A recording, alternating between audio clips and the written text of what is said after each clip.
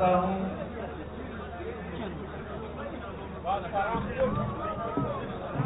رنگوں سے،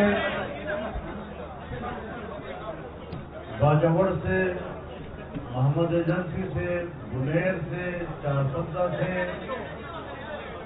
اور مختلف اضلاع سے، مختلف جماعتوں کے جو لوگ اور علاقوں کے اکابرین اور مسلمان، انہوں نے آج جو جمعیت علماء اسلام میں شمولیت کا اعلان کیا ہے، میں سب سے پہلے ان کو مبارکباد پیش کرتا ہوں، ان کا شکریہ ادا کرتا ہوں اور جمعیت علماء اسلام میں شمولیت پر ان کو خیر مقدم کہتا ہوں۔ میں چونکہ یہاں پر شمولیت کا ایک اعلان بھی ہوتا ہے، ان کے اعزاز میں ان کو جماعت کی ٹوپیاں بھی پہنائی جاتی ہیں، مفلر بھی پہنائے جاتے ہیں، ذرا ماحول بدنظمی کا شکار ہو جاتا ہے، تو اس کے لیے میں آپ تمام دوستوں سے بھی معذرت خواہ ہوں، میڈیا کے دوستوں سے بھی معذرت خواہ ہوں کہ ایسی صورتحال میں اس طرح تو ہوتا ہے اس طرح کے کاموں میں۔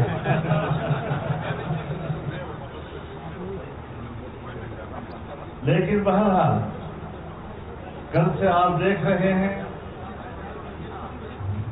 یہاں جمعیت کے مرکز میں آج دوسری تقریب ہے، اور اس میں جس طریقے سے صوبے کے ہر طرف سے معززین کی جمعیت علماء اسلام کی طرف میلان اور جمعیت علماء اسلام میں شمولیت کا سلسلہ جاری ہے، اسی سے آپ اس صوبے کے عوام کے رجحان کو سمجھ سکتے ہیں۔ یہ ہے وہ حقیقی مقبولیت عوام میں جو آپ کو نظر آ رہی ہے۔ فیک آئی ڈیز کے ساتھ، جھوٹے بیانیے کے ساتھ لمحہ بلمحہ کوئی جھوٹ سوشل میڈیا پر پھیلانے سے اس کو مقبولیت نہیں کہا کرتے۔ مقبولیت اس کو کہتے ہیں جس کے مناظر کل سے آج تک آپ لوگ دیکھ رہے ہیں۔ اللہ تعالیٰ اس میں اور بھی برکت عطا فرمائے اور بھی اضافہ فرمائے، اور میں یہ بھی دعا کروں گا کہ اللہ کرے ہمارے صفوں میں نظم و ضبط بھی آ جائے۔ میرے محترم دوستو، یہاں پر ایک نظریاتی تقابل تو ہمیشہ رہا ہے۔ مختلف سیاسی پارٹیوں کے اپنے منشور ہوتے ہیں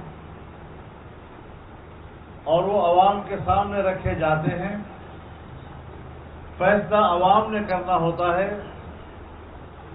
کہ وہ کس منشور پر اعتماد کرتے ہیں۔ لیکن گزشتہ ایک دو دہائیوں سے پاکستان میں جو جنگ ہو رہی ہے، نظریاتی جنگ کی بجائے ایک تہذیبی جنگ نے لے لی ہے۔ نوجوان نسل کے اخلاق کو جس طریقے سے خراب کیا جا رہا ہے، معاشرے میں بے باکی، بے حیائی اور بد اخلاقی کو جو فروغ دیا جا رہا ہے، میں آپ کو ایک بار پھر بتانا چاہتا ہوں کہ 2013 میں ایک وفد نے آ کر مجھے خود بتایا تھا، جو ان کی وکالت کر رہا تھا، اور مجھے کہا کہ پشتون بیلٹ میں مذہب کی جڑیں گہری ہیں اور مذہب کی ان گہری جڑوں کو اکھاڑنے کے لیے ہمارے پاس عمران خان سے زیادہ مناسب اور آدمی نہیں ہے۔ اور ہم نے این جی اوز کے ذریعے سے 15 سال پیسہ خرچ کیا ہے تاکہ نوجوان نسل کو ہم اپنے آباء و اجداد کے اخلاق اور تہذیب سے دور کر دیں. ہمارا آبائی جو تہذیبی سلسلہ ہے اس کو ختم کر دیا جائے. بزرگوں سے نوجوانوں کا تعلق کاٹ دیا جائے. بزرگوں کا احترام ختم ہو جائے. ماں باپ کی عزت ختم ہو جائے اور کہا جائے کہ ہم تو ہماری مرضی. تو یہ اپنی مرضی والی مخلوق اس نے معاشرے کو تباہ کیا. اس نے قوموں کی تہذیب کو تباہ کیا. اس نے پشتون قوم کی پشتون ولی کو تباہ کیا. اس کی روایات کو تباہ کیا. اس کی مہمانداری کو تباہ کر دیا. یہ بد اخلاقی انسانی تاریخ میں منظم طریقے کے ساتھ باقاعدہ ایک مہم جوئی کے ساتھ باقاعدہ ایک بین الاقوامی فنڈنگ کے ساتھ اس طرح اپنی تہذیب کے خلاف کوئی تحریک نہیں آئی جس طرح کے انصاف کے نام پر ایک تحریک پاکستان میں کام کر رہی ہے. میں اللہ کا شکر ادا کرتا ہوں کہ اس کا مقابلہ کرنے کی اللہ نے ہمیں توفیق عطا کی. اور میں کہتا ہوں کل بھی میں نے کہا کہ ایسی باطل نظریے اور باطل طبقے کے خلاف اگر میں اکیلا بھی لڑوں گا تو انشاءاللہ سواد اعظم کہلاؤں گا.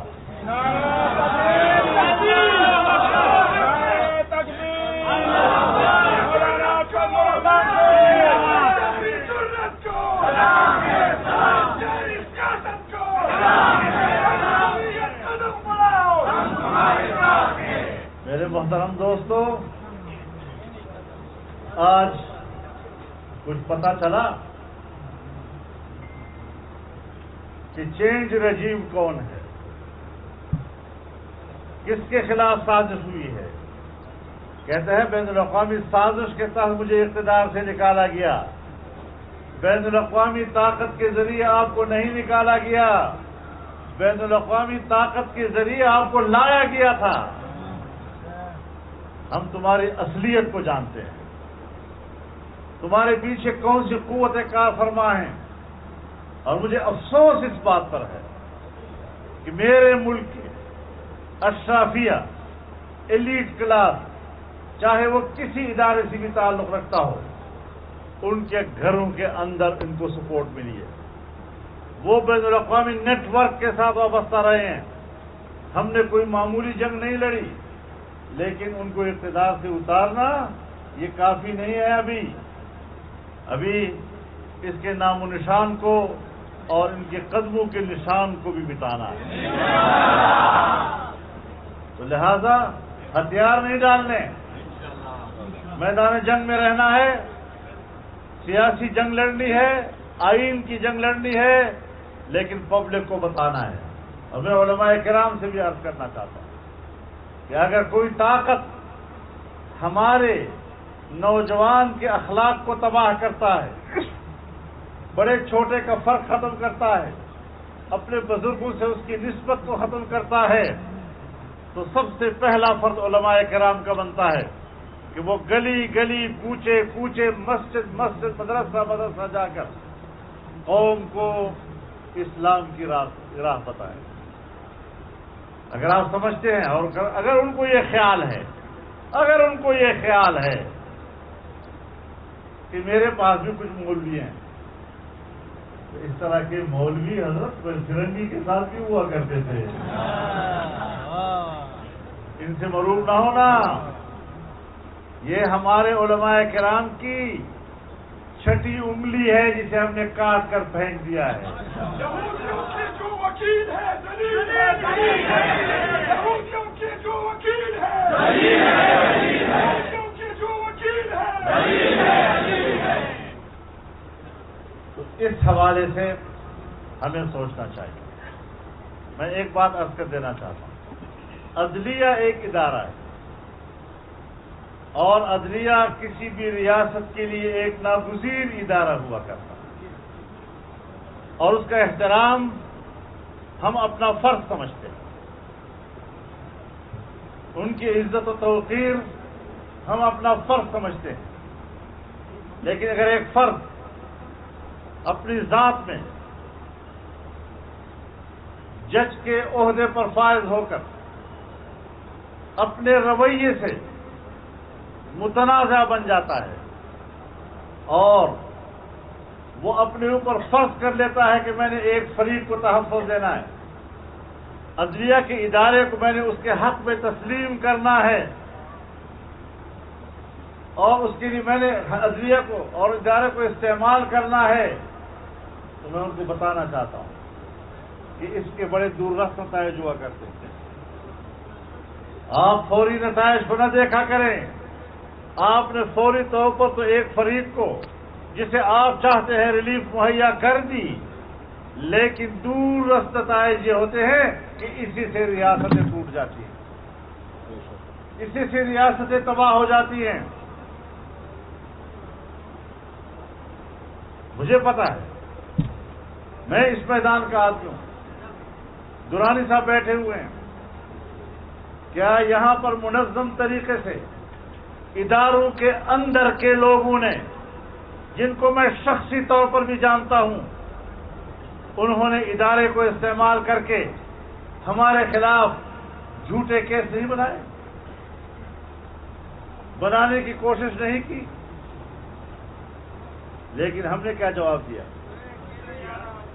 ہم نے کہا کہ ہمارے خلاف کوئی بھی فائل آئے گی، ہمیں اپنے کردار کا پتہ ہے، ہمیں اپنے دامن کا پتہ ہے کہ وہ کتنا اجلا اور صاف ہے۔ اگر تم نے بدنیتی کے ساتھ ہمارے دامن پر کالا داغ لگانے کی کوشش کی، وہ فائل ہم تمہارے منہ پہ مار دیں گے۔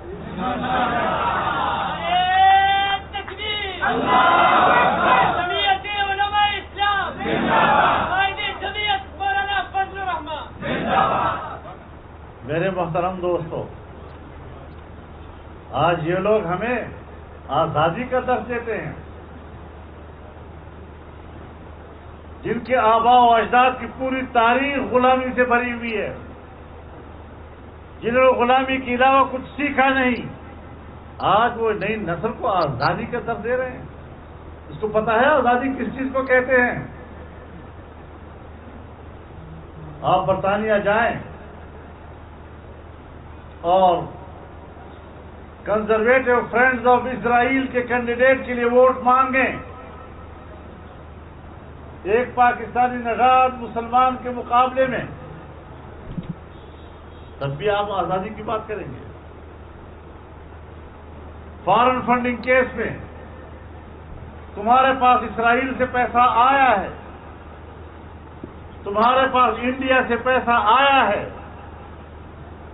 تمہارے یہاں گھر کا کرایہ 9 سال تک امریکی قونصلیٹ دیتا رہا ہے،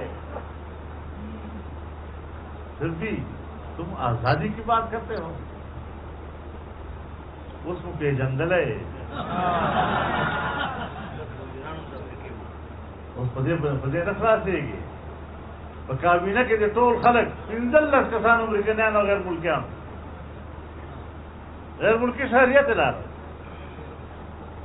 جہاں جس کے کابینہ میں سارے مشیر اور کچھ وزیر بھی اور ان کے گورنر بھی یا امریکہ کے شہری یا یورپ کے کسی ملک کے شہری ہوں، وہ ہمیں درس دیتا ہے آزادی کا؟ تو ہم جانتے ہیں آزادی کس کو کہتے ہیں۔ آزادی کے لیے تیرے آقاؤں کے ساتھ میرے اکابر نے 100 سال سے زیادہ کا جہاد لڑا ہے۔ آزادی کا درس میرے پاس ہے، غلامی کا درس تیرے پاس ہے۔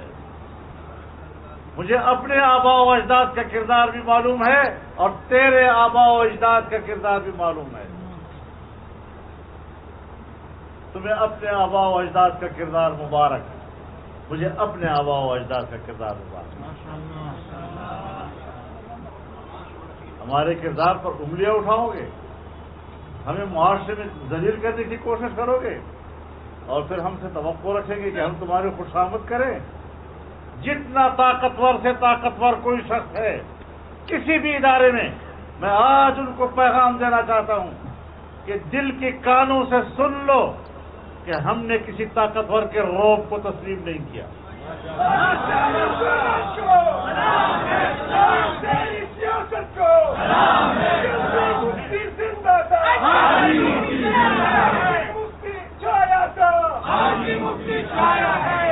اب انشاءاللہ العزیز اس وقت ایک حکومتی اتحاد موجود ہے. پہلی بات تو یہ ہے کہ یہ سارے لوگ ایک جگہ کے ہوئے اکٹھے ہیں. مذہبی لوگ، سیکولر لوگ، نیشنل پالیٹکس کرنے والے لوگ، قوم پرست لوگ، علاقائی، لیفٹ اور رائٹ، سینٹرلسٹ، سب اکٹھے کیوں ہو گئے ہیں؟ اس لیے کہ وہ ملک کو بچانا چاہتے ہیں. ان کو پتا ہے کہ ایک ملک دشمن عنصر پاکستان میں بیرونی فنڈنگ کے ذریعے، بیرونی سپورٹ کے ذریعے داخل ہو چکا ہے اور وہ ملک کو کھوکھلا کر رہا ہے، اور اداروں کے لوگ ان سے وابستہ ہیں.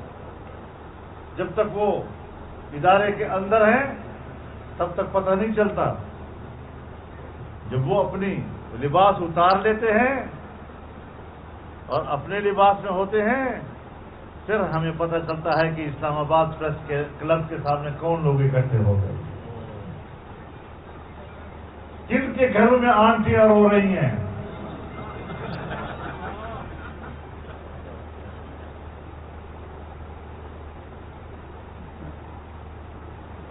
خلق میڑان ہوگو رہے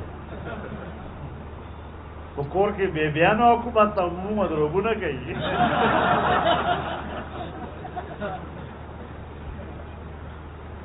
دادا خدو نو کرات تمگ حاکمان جوڑی گی.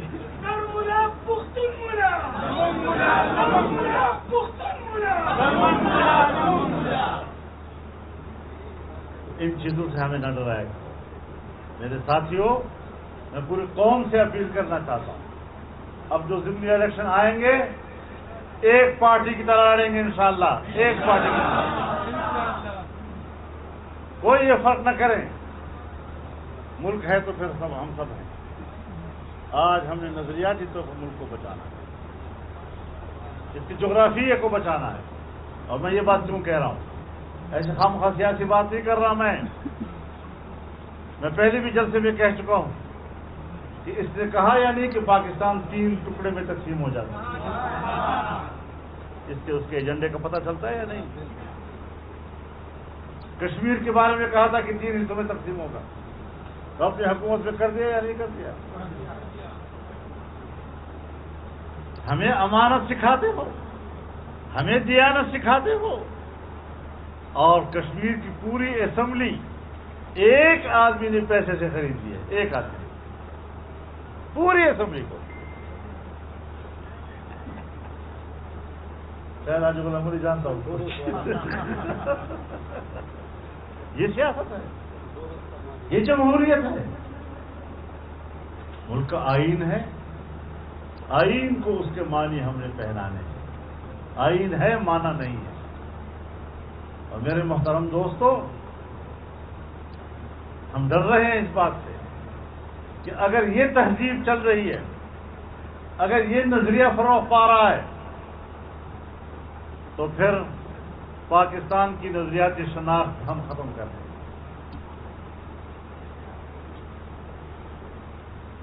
پاکستان کی نظریاتی شناخت کو ہم نے زندہ رکھنا ہے، آئین کو زندہ رکھنا ہے. آئین کو زندہ رکھیں گے تو ادارے موجود ہوں گے. اگر ادارے آئین کو مانتے ہی نہیں ہیں تو پھر کیا کریں گے؟ تو پشاور والوں، آپ سے بھی کہنا چاہتا ہوں، جہاں پشاور میں بھی تھوڑا پرابلم ہے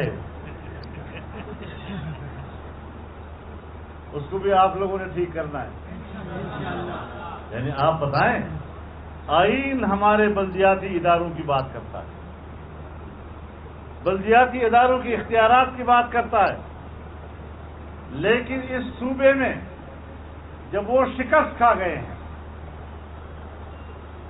اور مجموعی طور پر حکومتی پارٹی اقلیت میں ہے، مجموعی طور پر اقلیت میں ہے، جمعیت کے ساتھ برابر ہے، سارے مل کے پھر ان کے مقابلے میں یہ اقلیت میں ہے، اور قانون بنایا جا رہا ہے کہ ان کو کوئی اختیار نہیں ہے لوگوں کی خدمت کرنے کا، سارے فنڈ ان پر بند کر دو، تو پھر آپ کو میدان میں نکلنا ہوگا۔ پھر آپ یہ بات سن لیں کہ یہ ہاتھ جوڑ کر درخواستیں دے کر عدالتوں کو منت سماجت کر کے آپ یہ حق حاصل نہیں کر سکیں گے۔ آپ عوام کے نمائندے ہیں، عوام کو لے کر میدان میں آئے اور ان کے گریبان میں ہاتھ ڈال دیں۔ یہ ہوتے کون ہیں آپ کو اختیار سلب کرنے والے؟ تو انشاءاللہ العزیز ہم نے یہ پگڑیاں اس لیے نہیں پہنی کہ سر جھکا کے چلنا ہے، سر اٹھا کے چلنے کے لیے پہنی، اور جنہوں نے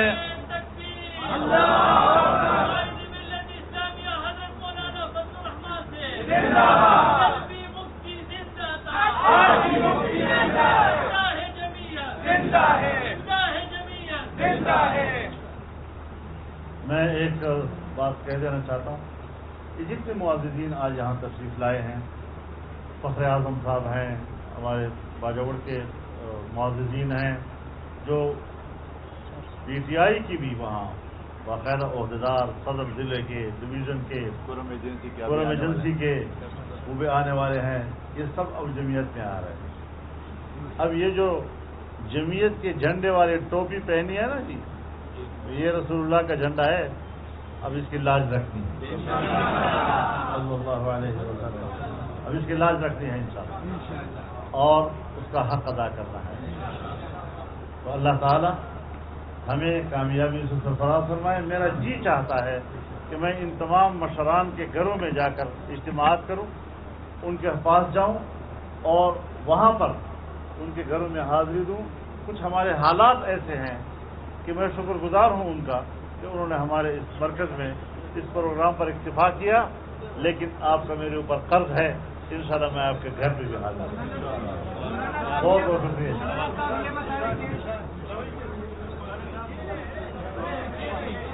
آرام سے بیٹھے، آرام سے بیٹھے اور آرام کے ساتھ میڈیا والے سوالات کر دیں، آرام سے ذرا میڈیا کو کچھ سوالات کرنے دیں۔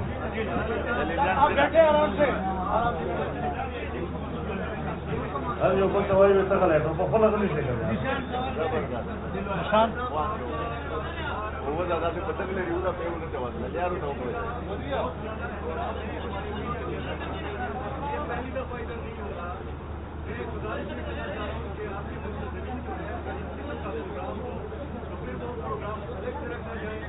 ہوں کیا جائے گا۔ الیکشن میں ہم ایک پارٹی کی طرح الیکشن میں حصہ لیں گے، آئندہ جب جنرل الیکشن ہوں گے تو اس کے لیے بھی کوئی پلاننگ ہے کہ جس کے تمام جو حکمرانی کے ہاتھ میں جماتے ہیں وہ ایک پارٹی کی طرح؟ ابھی تو ہم یہی جو فیصلہ آیا ہے وہی تک ہم محدود ہیں، آگے جا کر بھی حالات کے مطابق ہم انشاءاللہ جو ملک کے فائدے میں ہوگا وہ فیصلہ۔ مولانا صاحب یہ بتائیں کہ معیشت کیوں سنبھل نہیں رہی؟ ڈالر مہنگا ہو رہا ہے، پیٹرول پھر مہنگا ہو رہا ہے، کیا اقدامات کیے جا رہے ہیں؟ دوسرا میرا یہ سوال ہے کہ آپ اقتدار میں نہیں ہیں، کوئی وزارت آپ نے نہیں لی، لیکن پھر بھی آپ کا حکومت میں کافی زیادہ اختیارات ہیں، آپ فیصلے کرتے ہیں ملک کے، تو اس بارے میں تھوڑا بتائیں۔ اور تیسرا میرا یہ سوال ہے کہ لوگوں کے آپ سے بڑے توقعات تھے، اس توقعات پر آپ کس حد تک ہوتے ہیں؟ جی تو بہت اچھا سوال ہے اور یقیناً پریشان کن سوال ہے، جو آپ کا سوال میرے ضمیر سے سوال ہے، میں خود محسوس کر رہا ہوں۔ مجھے اندازہ نہیں تھا، اور میں آپ کو یہ بتا دوں جب ابھی حکومت بدلی نہیں تھی تو میں نے بڑے بڑے جلسوں میں یہ بات کہی تھی کہ ملک تو تباہ ہو گیا، لیکن اگر ہم اقتدار میں آ جائیں تو مجھے پریشانی اس بات کی ہے کہ دوبارہ اس ملک کو اٹھائیں گے کیسے۔ آج ہم اس چیز کو محسوس کر رہے ہیں کہ ہمیں کتنا دلدل کے اندر پھنسایا گیا تھا۔ بین الاقوامی اداروں کے ساتھ وہ معاہدے کیے کہ آج وہ ہماری بات سننے کو تیار نہیں۔ ہمارا نظریاتی اختلاف امریکہ کے ساتھ ہے، یورپ کے ساتھ بھی ہے، لیکن as a state, as a ریاست پاکستان امریکہ کا دوست ہونے کے باوجود بھی امریکہ پاکستان کے لیے اقتصادی مشکل کیوں پیدا کر رہا ہے؟ IMF ہمارے لیے اقتصادی مشکل کیوں پیدا کر رہا ہے؟ پھر اس گزشتہ حکومت میں دو پہلو ہیں ہمارے تعلقات، ایک اسلامی دنیا، ایک غیر اسلامی دنیا۔ اسلامی دنیا میں سعودی عرب ہمارے قریب اور غیر اسلامی دنیا میں چین ہمارے قریب، دونوں کا اعتماد ہم نے تباہ کر دیا۔ اب آپ بتائیں کہ اس مشکل میں جس پہ 3 سال تک قوم اس دلدل میں پھنسی رہی اور آپ کا صوبہ تو ابھی تک پھنسا ہوا ہے، تو اس صورتحال سے نکلنے کے لیے یہ بات ذرا انصاف کی بنیاد پر کریں کہ 4 سال میں ہمیں جس دلدل میں دھکیلا گیا تھا اس سے نکلنے کے لیے 4 مہینے کافی نہیں ہے، اس پر مسلسل کام ہو رہا ہے اور یقیناً ہم ابھی مشکل سے نکلنے میں دقت محسوس کر رہے ہیں، لیکن پوری طرح متوجہ ہیں اور جو صورتحال اس وقت ہے اس پہ ہمیں عوام کی تعاون کی ضرورت ہوگی۔ یہ نہیں کہ صرف ہم نے مشکل محسوس کی اور حکومت کے خلاف باتیں شروع کر دی، بلکہ جس قوم کے اوپر اس حکومت کی پالیسی کی وجہ سے یہ دن ہمیں بھی دیکھنے پڑے اور ان کو بھی دیکھنے پڑے، قوم کی اجتماعی وحدت اور باہمی اتحاد سے ہی ہم اس سے باہر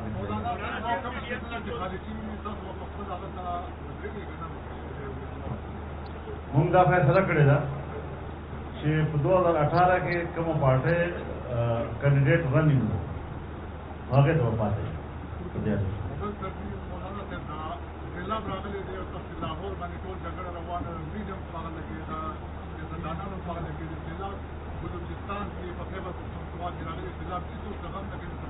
زبردست یہ خبر وکم دا خبر ډېر موقع وکړه او تاسو ګلزار یم خبر اس کے میں بہت شکر گزار ہوں میرے دوست کا کہ انہوں نے اس وقت جو عوام کو درپیش فوری مشکل ہے اس کی طرف متوجہ کیا ہے۔ یہی بات پرسوں جب ہماری PDM کا اجلاس تھا تو زوم پر پرائم منسٹر جو اس میں شریک تھے، وہاں یہ بات ڈسکس ہوئی اور اسی دن کی پرسوں کی کارروائی کہ ٹیمیں بن گئی ہیں وزراء کی اور وہ سیلاب زدہ علاقوں کی طرف چل پڑے گا تاکہ وہاں پر مدد کی جائے۔ لیکن میں ایک بات کہنا چاہتا ہوں، جمعیت علماء اسلام کے کارکنوں سے اور انصار الاسلام کے رضاکاروں سے آپ مت دیکھیں اس بات کو کہ حکومت کا کوئی منسٹر پہنچا ہے یا نہیں پہنچا، اس کا مدد پہنچی ہے یا نہیں پہنچی۔ آپ اپنے آپ کو آج سے نکلے گھروں سے، جو آپ کے پاس چھوٹا موٹا وسیلہ ہے وہ آپ متاثرہ لوگوں تک پہنچائیں، ان کو پانی سے نکالیں، ان کو محفوظ مقام پر لے جائیں، خیمہ مہیا کریں، خوراک کے لیے چندہ کریں، ان کے لیے وہاں پہنچائیں، جو ریلیف آپ ان کو دے سکتے ہیں۔ ہماری جماعت کے اس علاقوں کے ورکر اور رضاکار وہ ریسکیو بن جائیں اس علاقے کے لیے، اور فوری طور پر میں ان کو آج آپ کی اس اجتماع سے ہدایات دیتا ہوں کہ فوری طور پر متاثرہ علاقوں میں جا کر کام کرے گا۔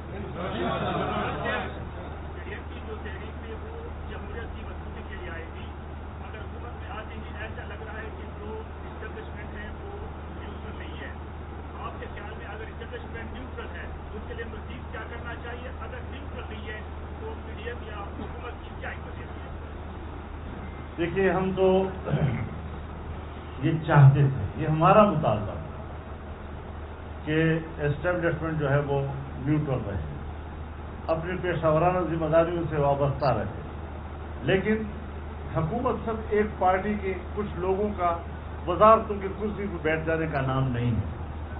حکومت جو عوام کے منتخب لوگ ہوتے ہیں، ادارے ہوتے ہیں، بیوروکریسی ہے، اسٹیبلشمنٹ ہے، عدلیہ ہے، یہ سب باہم مربوط ہو کر اس ملک کو مشکل سے نکالتے ہیں اور ترقی کے راہ پہ ڈالتے ہیں۔ تو اس وقت وزیر اعظم کے لیے ہوتا کیونکہ وہ یونٹی آف کمانڈ وہی ہے، تو اس اعتبار سے وہ تو تمام اداروں کے ساتھ رابطے میں ہیں جو ان کے ماتحت آتے ہیں اور ان کے ساتھ وہ کام بھی مل کر رہے ہیں۔ ہاں، افراد سے شکایت ہو سکتی ہے لیکن ادارے سے ہم بات نہیں کر رہے ہیں۔ ہمیں عدلیہ کی بھی ادارے سے کوئی شکایت نہیں ہے، لیکن کیا ہر کیس جس پہ عمران خان کا فائدہ اور نقصان ہو وہ 3 آدمی سنیں گے؟ بس اور کوئی نہیں ہے پاکستان میں؟ یہاں پشاور میں سارے فیصلے ایک ہی جج کرے گا؟ جیسے لگتا ہے کہ اس کا جج نہیں ہے، اس کی پارٹی کا رکن ہو.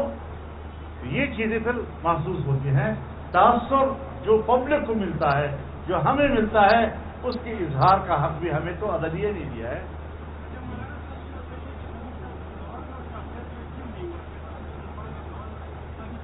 ساری باتیں نہ پوچھا کرو، کچھ ہم پہ چھوڑ دو.